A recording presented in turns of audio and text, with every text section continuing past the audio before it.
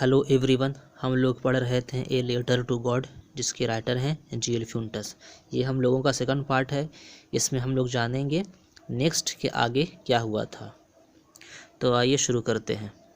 हाँ, तो हमने पढ़ा था कि लैंचो जो कि एक किसान है, उसका उस पूरे वैली में सिर्फ एक ही घर था और वो अपने परिवार, अपने वाइफ और 2 बच्चों के साथ रहता था। वहाँ उसका जो ज़िंदगी का गुज़र बसर होता था वो खेती पर डिपेंडेंट था। वो अनाज उगाता था और फिर उसी से उसकी ज़िंदगी चलती थी। लेकिन इस बर्फ़ के गोले गिरना शुरू हो जाते हैं, जिसकी वजह से उसका पूरा खेत जो है वो बर्बाद हो जाता है। और वो कहता है कि मैंने इतनी कड़ी मेहनत की थी लेकिन उससे कोई फ़ायदा नहीं हुआ। सारी की सारी चीज़ जो है वो बर्बाद हो गई थी। और वो सारी रात इसी तरह से सौरों में गुजार देता है और उसे ऐसा लगता है कि इस बार तो अनाज हुआ ही नहीं, तो इस साल हम लोग भूखे रहेंगे। ओके, अभी हम लोग इसके आगे पढ़ते हैं। इसके आगे जो नेक्स्ट है वो स्टोरी यहाँ से शुरू होती है।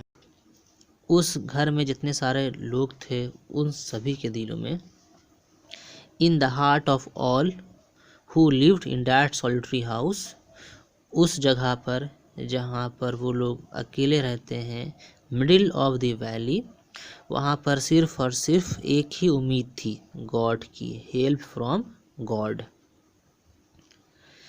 तो उसकी वाइफ कहती है लैंचो की, don't be so upset even though this seems like a total loss, remember no one dies of hunger.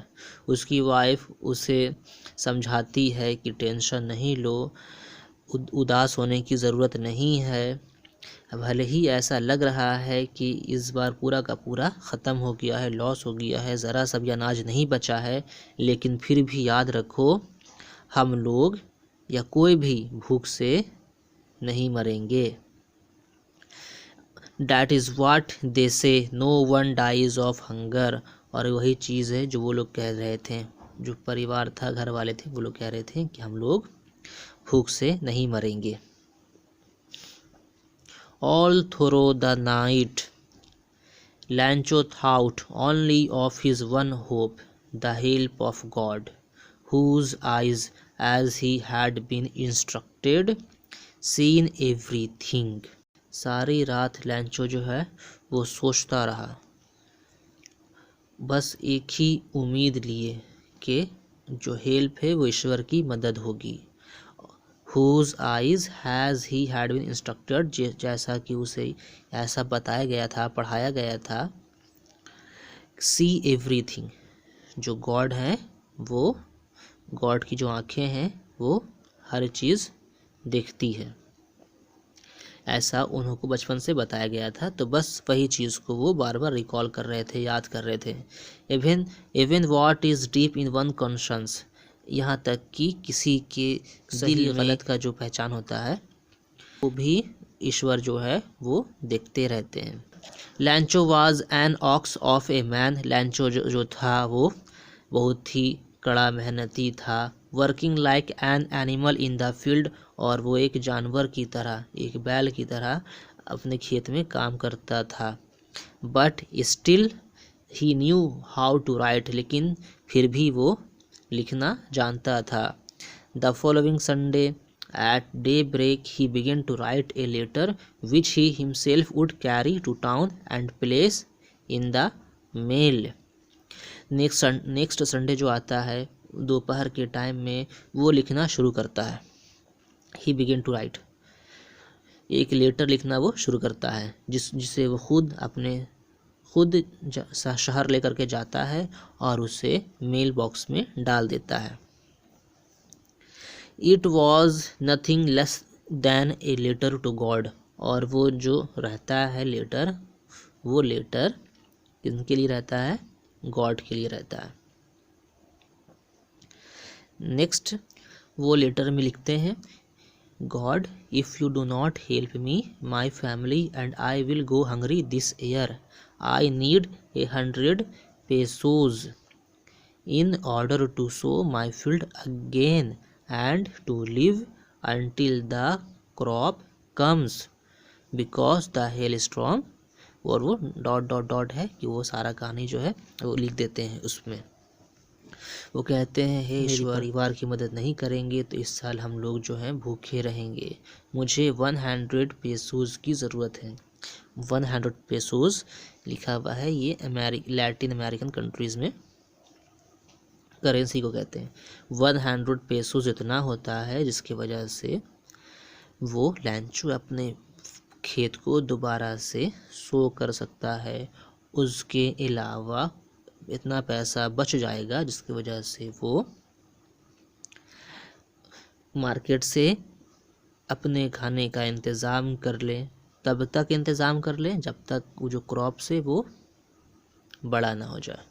तो 100 पेसोस का वैल्यू इतना था, इसलिए उन्होंने 100 पेसोस मांगा था। बिकॉज द हेल स्टॉर्म, और वो पूरा कहानी बताते हैं कि मैंने तो बारिश बोला था लेकिन इस बार बारिश तो हुई लेकिन साथ साथ ओले भी पड़ने लगे और सारा खेत बर्बाद हो गया। तो उन्होंने सारी कहानी को उसमें लिखा था। ही रोट टू गॉड, और वो लेटर है, लेटर का जो इन्वेलप है उस पे एड्रेस के तौर पे टू गॉड लिखते हैं और उस लेटर को इन्वेलप के अंदर डाल देते हैं। और अभी भी वो चिंतित हैं, परेशान हैं, लेकिन वो शहर जाते हैं। वहाँ वो पोस्ट ऑफिस पहुँचते हैं। पहुँचने के बाद वहाँ से वो स्टाम्प ख़रीदते हैं और वो लेटर पे लगा करके उसे वो जो मेल बॉक्स होता है रेड कलर का उसमें डाल देते हैं। One of the employees who was a postman and also helped at the post office went to his boss laughing heartily and showed him the letter to God. Post office के one of the employees, वो जो postman थे और मदद भी कर दिया करते थे हेल्पर के तौर पे पोस्ट ऑफिस में, वो बॉस के पास जाते हैं। वो जो पोस्टमैन है वो पोस्ट मास्टर के पास जाते हैं और वो बहुत ज़ोर ज़ोर से हंसते हैं और वो शो करते हैं कि देखिए सर, एक लेटर आया है, और किन के नाम पे? गॉड के नाम पे। अब never in his career as a postman had he known that address, और उनकी पूरी ज़िंदगी में भी उनको कभी ऐसा लेटर नहीं मिला और ना ही कभी वो जानते हैं कि ये गॉड को पहुंचाने का जो एड्रेस है वो क्या है। द पोस्ट मास्टर, वो जो पोस्ट मास्टर थे, एक फैट, थोड़े मोटे से हैं लेकिन एमिएबल है। एमिएबल मतलब मिलनसार, एमिएबल फेलो, फ्रेंडली, मिलनसार इंसान। आल्सो ब्रॉक आउट लाफिंग, वो उनको भी हंसी बर्दाश्त नहीं हुआ, वो भी हंसने लगे। बट ऑलमोस्ट इमिडिएटली, लेकिन तभी वो सीरियस हो गए।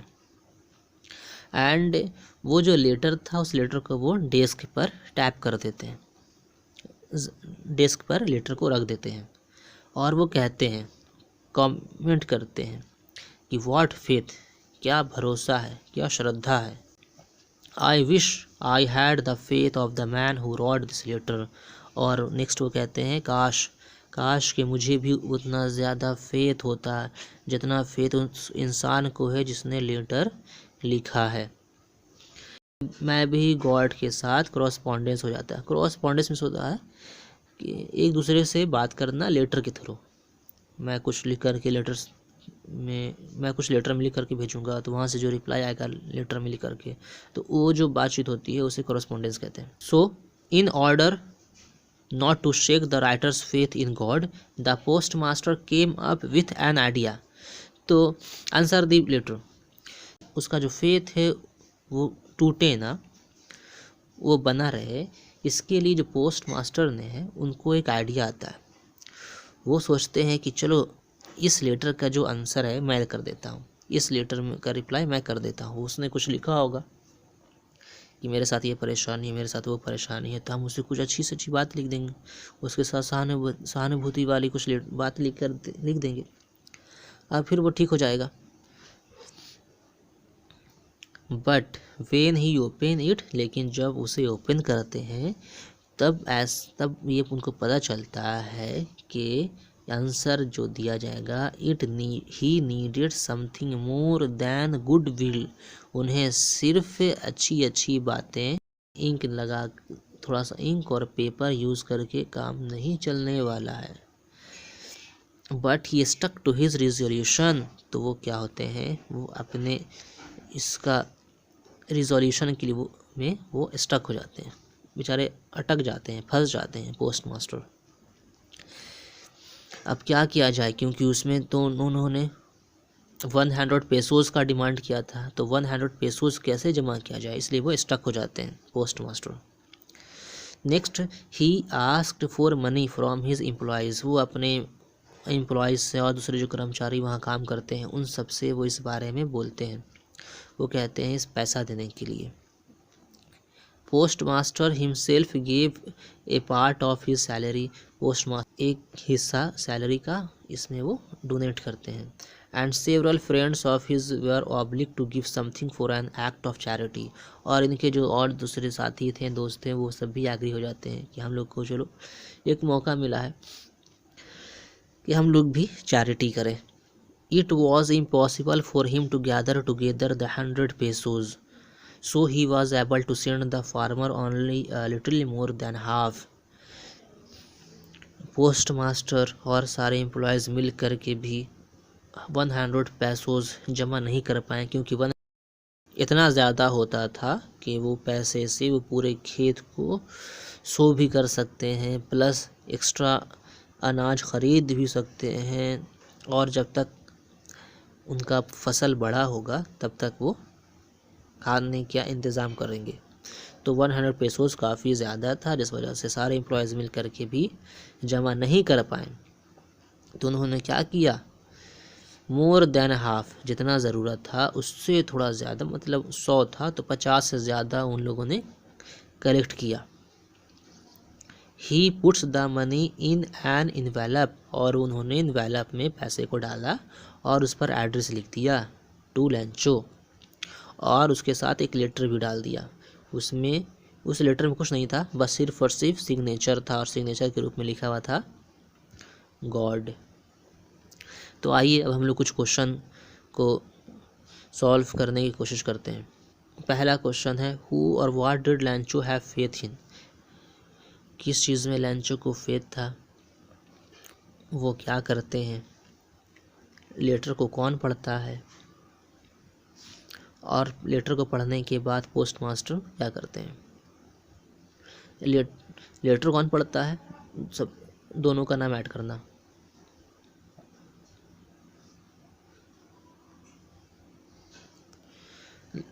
अब हम लोगों का ये लास्ट और फाइनल पैराग्राफ है, जिसे अब हम लोग पढ़ेंगे। The following Sunday Lencho came a bit earlier than usual to ask if there was a letter for him. वो जो फिर उसके अगले संडे लैंचो जो है वो पोस्ट ऑफिस आता है, लेकिन ये थोड़ा पहले आता है दैन यूजुअल, इससे पहले जो टाइमिंग था आने का उससे थोड़ा पहले आता है। क्यों आता है, पूछने के लिए। If there was a letter for him, क्या उनके लिए कोई लेटर वेटर आया है। It was the postman himself who handed the letter to him while the post master experiencing the contentment of a man who has perform a good deed looked on from his office. Postman जो है, जो बहुत ज़्यादा हंस रहा था, Hartley ज़ोर ज़ोर से हंस रहा था, वो खुद उनको लेटर देता है लैंचो को, और जो पोस्ट मास्टर हैं वो अपने ऑफिस से बैठ करके एक्सपीरियंस कर रहे थे कंटेनमेंट को, सेटिस्फैक्शन को, कि मैंने कोई अच्छा काम किया है, तो उनको वही एक्सपीरियंस कर रहे थे, और ये वो बैठ करके देख रहे थे ऑफिस से अपने। लैंचो showed not the slightest surprise on seeing the money. लैंचो को ज़रा सा भी सरप्राइज, ज़रा सा भी आश्चर्य नहीं हुआ वो लेटर पा करके, गॉड की तरफ से लेटर पा करके। सच वाज हिज कॉन्फिडेंस, और उसका ऐसा कॉन्फिडेंस था, उसे पूरा उम्मीद था कि पैसा तो आना ही आना है। बट ही बिकेम एंग्री, लेकिन वो गुस्सा हो गया। वो सरप्राइज नहीं हुआ कि अरे ये क्या बात हुआ, वो बल्कि गुस्सा हो गया जब उसने मनी को काउंट किया और उसने बोला God could not have made a mistake, ईश्वर गलती नहीं कर सकते और ना ही वो मना कर सकते हैं लैंचो के रिक्वेस्ट को।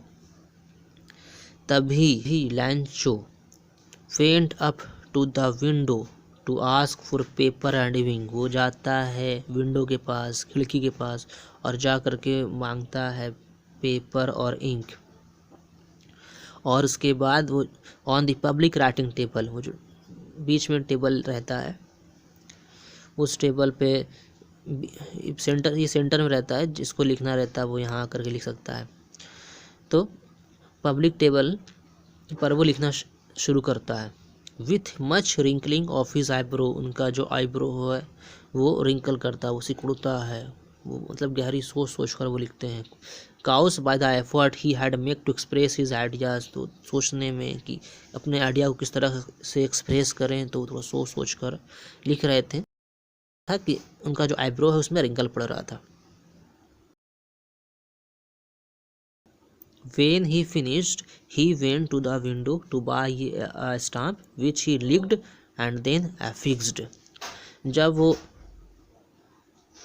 वो लिखना ख़त्म करते हैं तो वो विंडो के पास जाते हैं, जा कर के वो ये स्टाम्प मांगते हैं, फिर उस स्टाम्प लेकर के वो उसे लिख करते हैं, अपने ज़बान से एक बार उसे लिख करते हैं, चाटते हैं, और उसके बाद वो उसे फिक्स कर देते हैं लैंचो अब विंडो में लेटर को देते हुए फिक्स कर देते हैं इन्वेलप में। With a blow of fist, वो लिख करते हैं अपने टंग से, और उसके बाद उस इन्वेलप पर वे स्टैम्प को रखते हैं और ज़ोर से एक बार हाथ से मुट्ठी से ब्लो करते हैं, और वो लेटर जो है वो उस पर स्टक हो जाता है। The moment the letter fell into the mailbox the post master went to open it.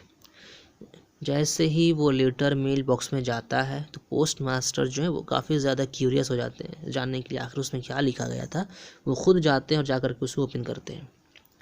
उसमें लिखा हुआ था, लैंचो ने लिखा था, गॉड ईश्वर, of the money that I asked for only 70 pesos reached me.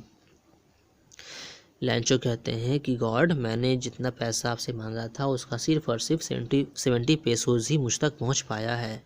Send me the rest, और जो बाकी बचा हुआ पैसा है वो भी आप हमको जल्दी से भेजिए। Since I needed it very much, क्योंकि मुझे इसकी काफ़ी ज़्यादा ज़रूरत है।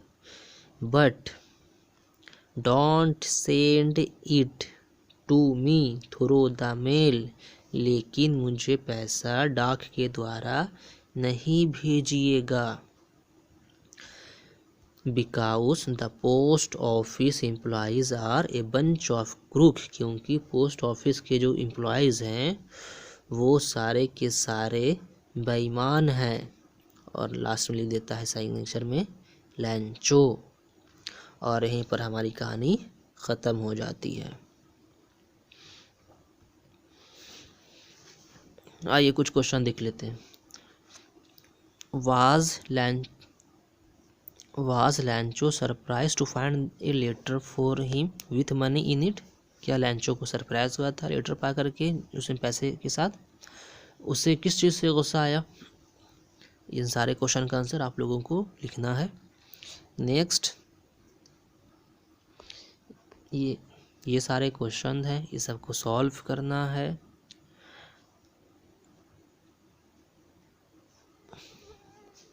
ये सारे क्वेश्चंस हैं, इनको सॉल्व करना है। क्वेश्चन नंबर 4, 5, 6 को सॉल्व करना है, एग्ज़ाम में आने का चांस ज़्यादा रहता है। Okay, thank you, bye.